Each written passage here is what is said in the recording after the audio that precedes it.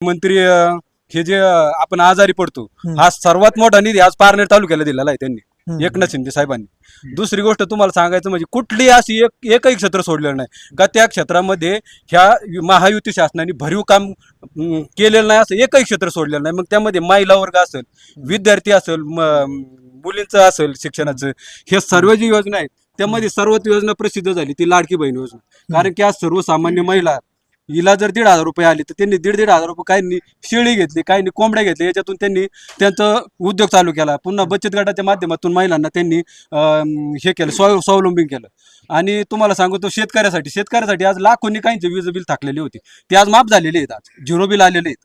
दुसरी गोष्ट तुम्हाला सांगतो शेतकऱ्यांसाठी कांदा, आता मी स्वतः कांदा पेरलेला होता, मी स्वतः 42 रुपये किलोनी कांदा विकलेला आहे। म्हणजे मी समाधानी आहे त्या गोष्टीवरती।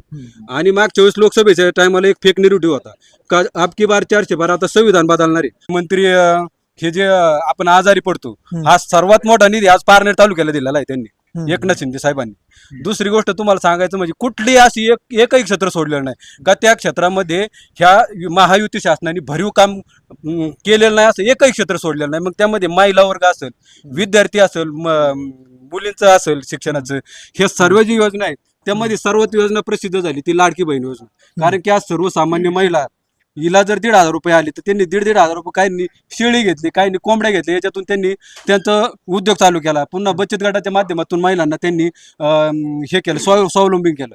आणि तुम्हाला सांगतो शेतकऱ्यासाठी आज लाखोंनी काहींचे वीज बिल थकलेले होते ते आज माफ झालेले आहेत, आज 0 बिल आलेले आहेत।